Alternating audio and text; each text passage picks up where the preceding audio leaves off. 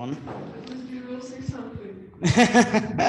Yeah, this can be tricky with glasses. So yeah, as already kind of announced, this talk is really an exploration. I kind of stumbled on the topic when I was procrastinating from work in the National Library in Vienna. And I kind of fall into a rabbit hole. I wanted to figure out what the hell are these NFTs? And of course, it all started with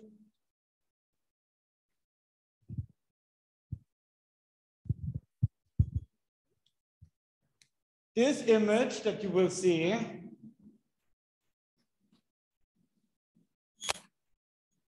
don't know. Which is, of course, the famous everydays, people's everydays, the first 5,000 days, which is a collage of 5,000 works, each of which he produced one day in one day. So this is the accumulated work of 5,000 days. And it made international headlines when an NFT of this image was sold for the insane amount of almost $70 million.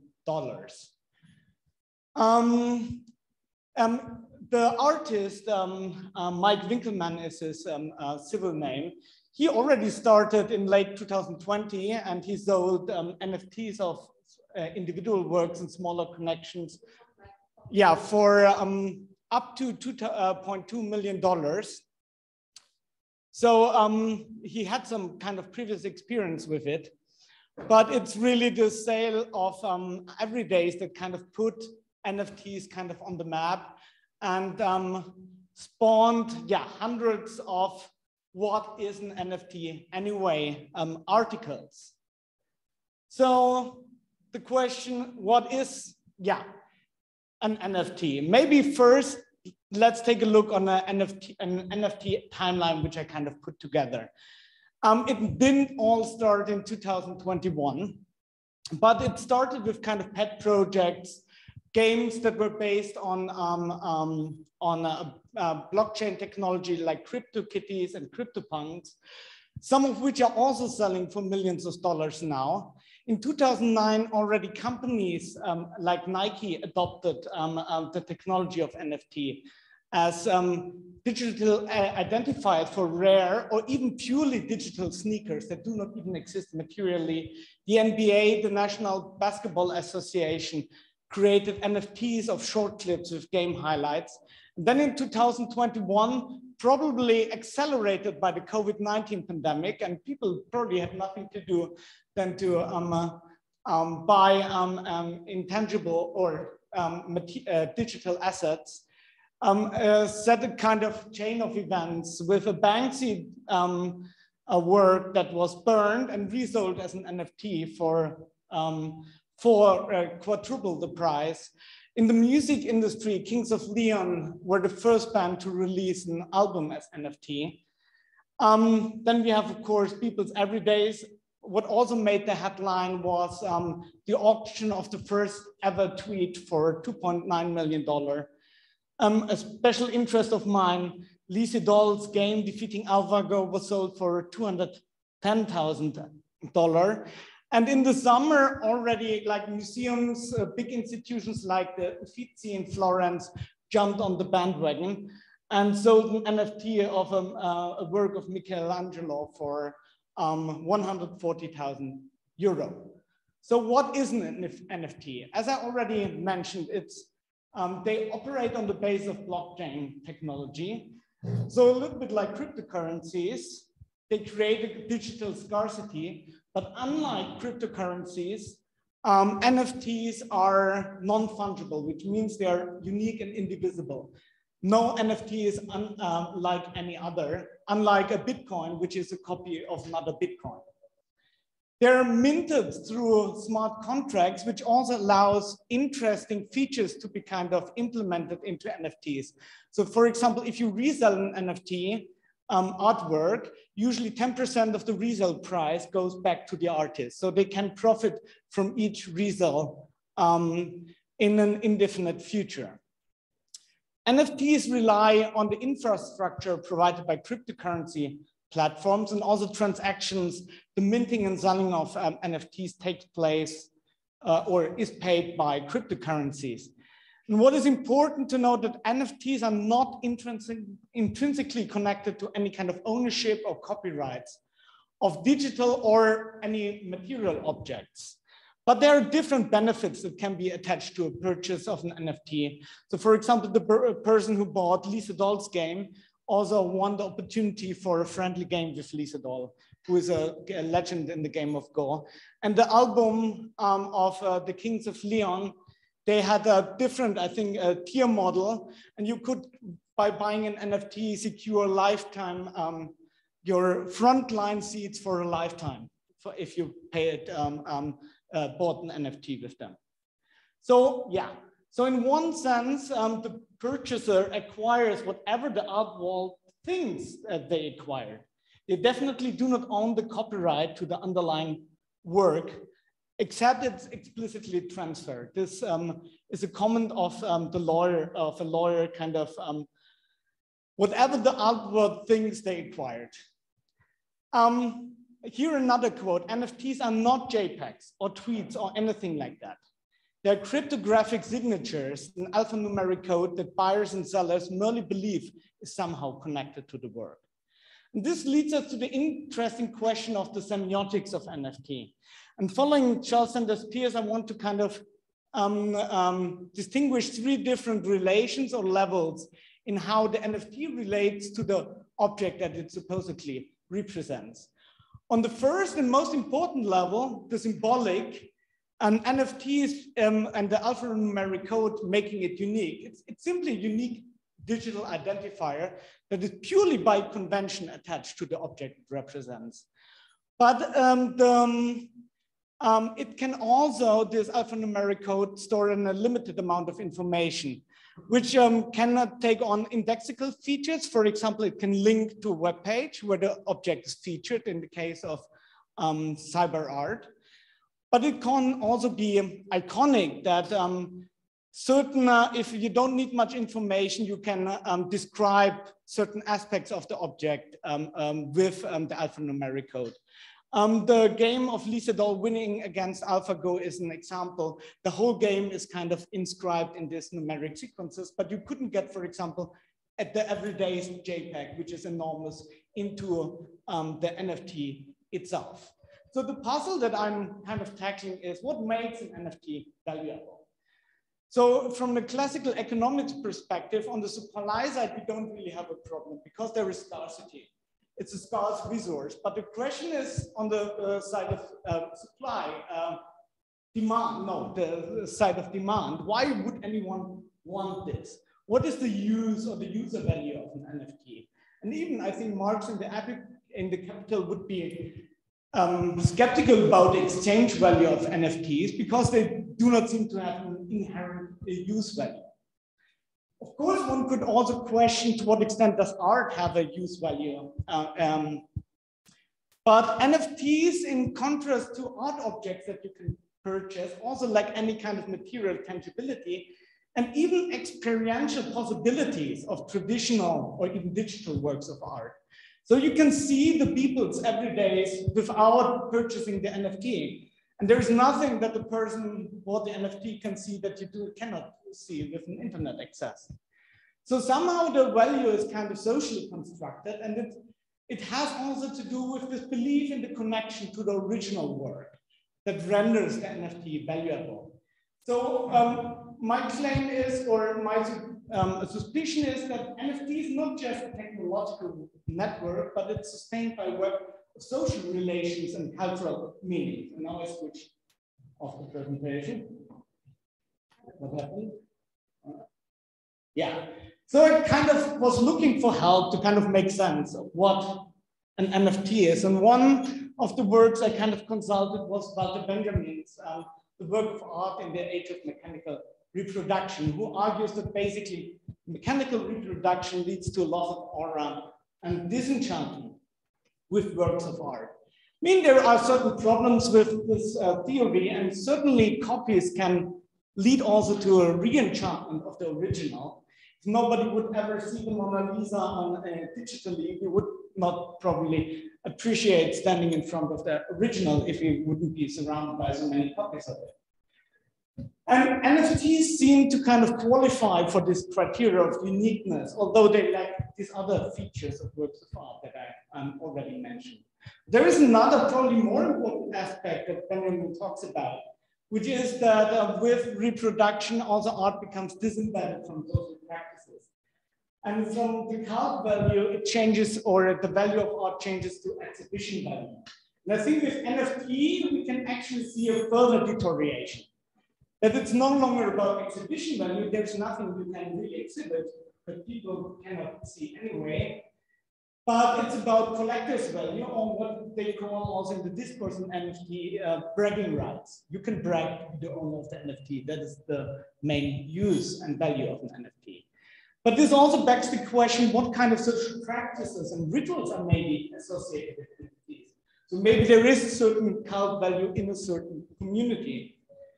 Another theory that I was looking at was a Reproduction society of singularities, who describes singularization as a defining feature of contemporary society, that we have to render things and ourselves as unique and exceptional. So this is based on standardized social practices and technologies.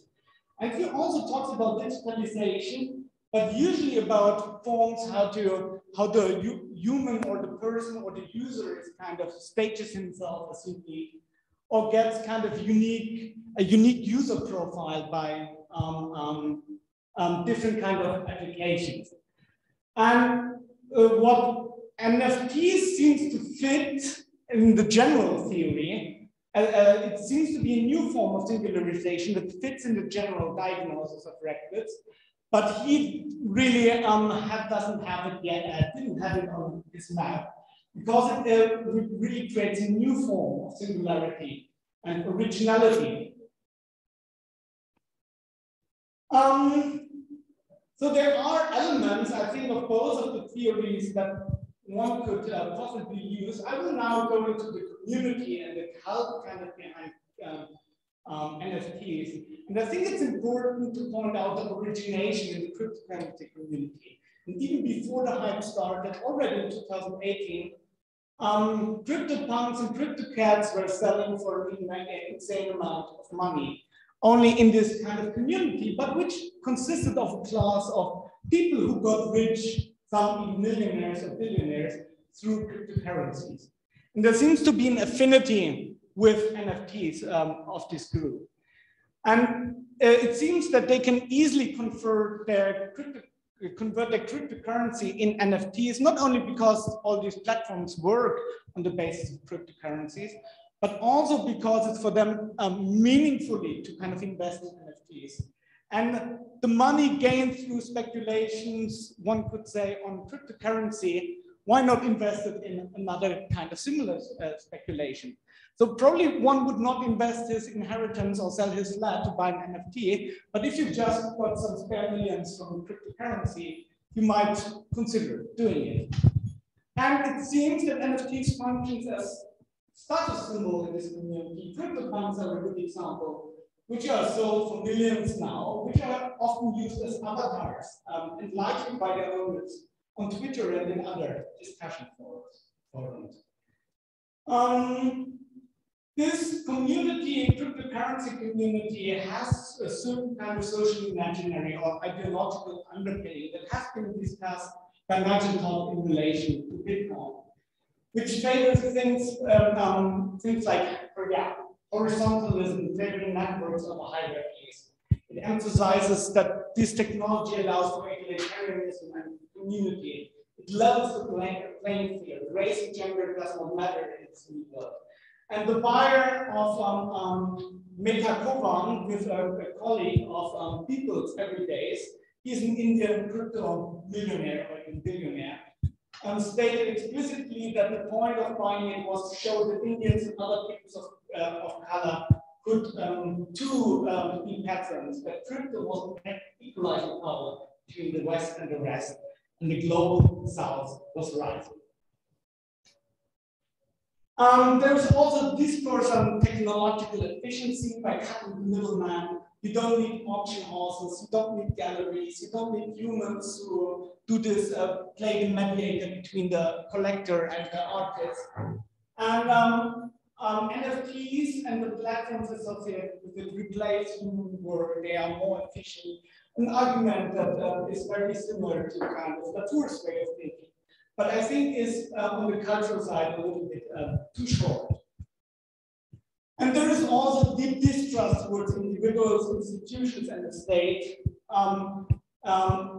emphasized by its by the preference to delegate social tasks to machines.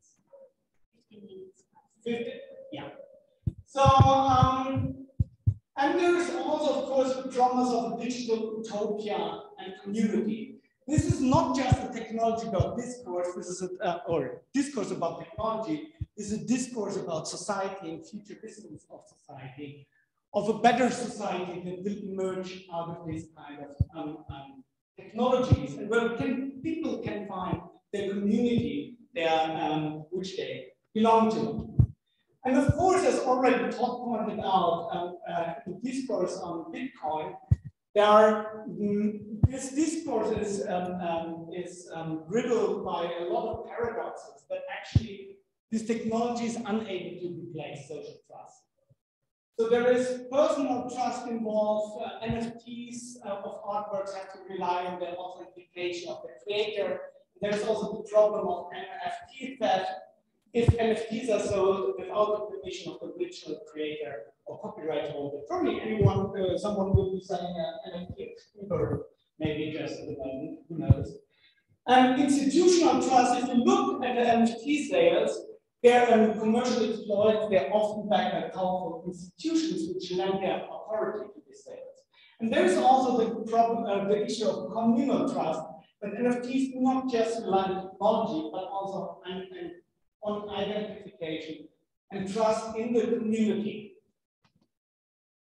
Trying to make sense of NFT as a new phenomenon, I tried to kind of refer to the concept, cultural-sociological concept of bridging metaphor, which are symbolic extensions in which a familiar source domain is used to make sense of unfamiliar phenomena in the target domain.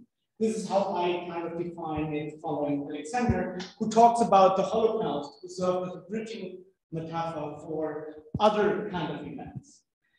The case with NFTs is the opposite. NFTs is kind of unknown, and people are trying to look for metaphors to kind of make sense of what actually is going on. One of the bridging metaphors, or even a claim of identity, is to equate it with criminal practices. Critics do this usually. That NFTs and cryptocurrencies, often in general, are pyramid schemes. I cannot go into detail. There's a beautiful quote by actually a supporter of NFT that articulates these fears perfectly. Instead, I will quickly go through the other bridging metaphors. There are historical analogies. It's compared to the 17th century Dutch tulips bubble, which you might know, but also the dot-com bubble, often in different ways.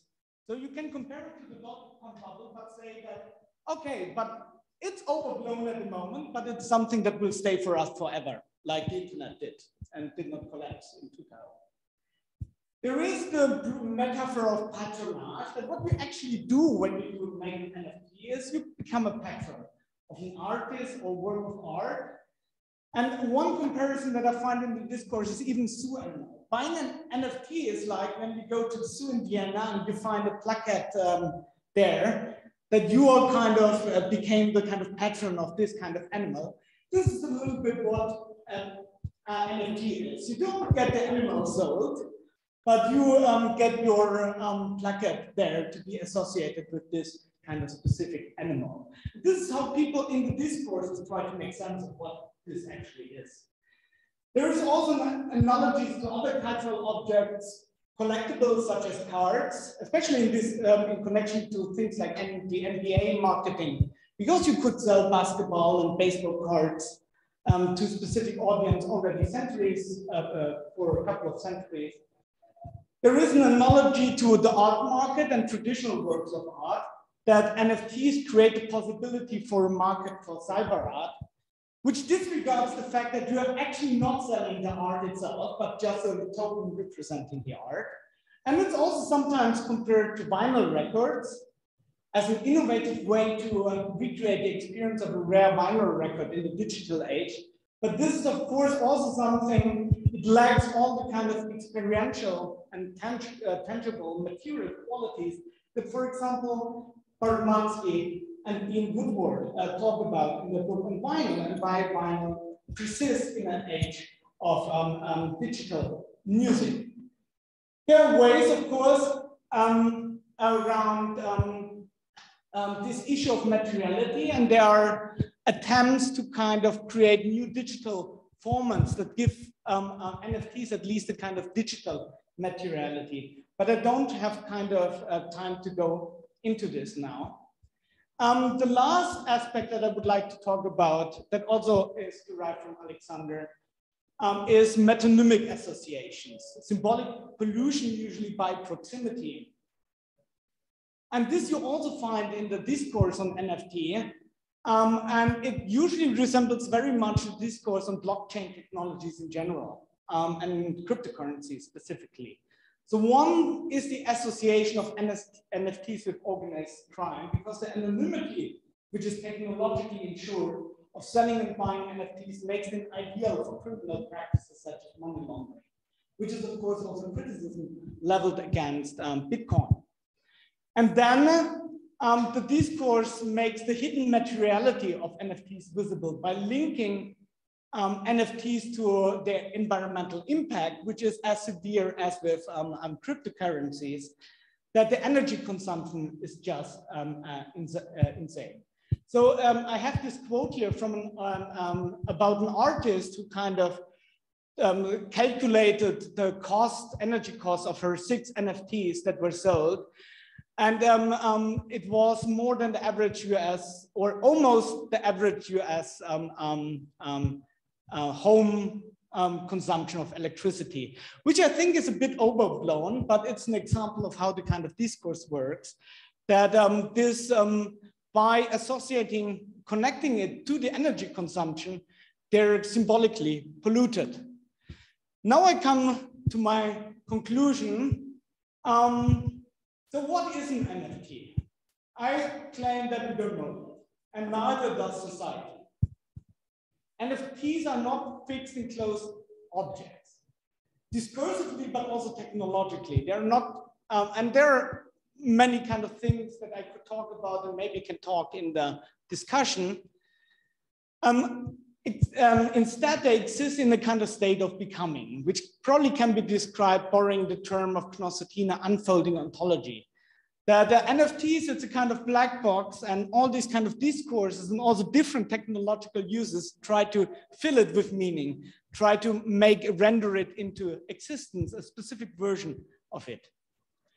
Trying to make sense of NFT, fans and critics alike resort to bridging metaphors and metonymic associations, linking the unfamiliar phenomenon to familiar source domains and symbolically polluted acts.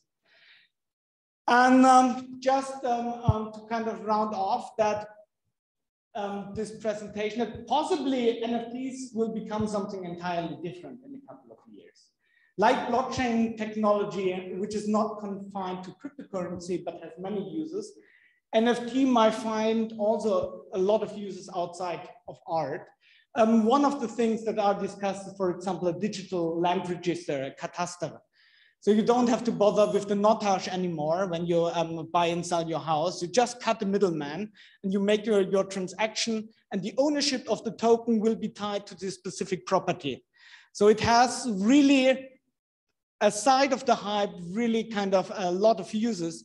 But of course, the technological and environmental challenges of this technology are huge at the moment. But probably it will, I'm not sure if crypto art is going to stay and in what way it will kind of morph, but NFTs, I believe, are here to stay with us in one form or another.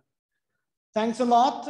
I'm looking forward really to any kind of suggestions, because as I said, it's a kind of explorative talk. Not sure yet if I can turn this into a kind of article. And if you have any kind of suggestions for what kind of line of argument to pursue, or literature suggestions, and of course criticisms, you're welcome. Thanks.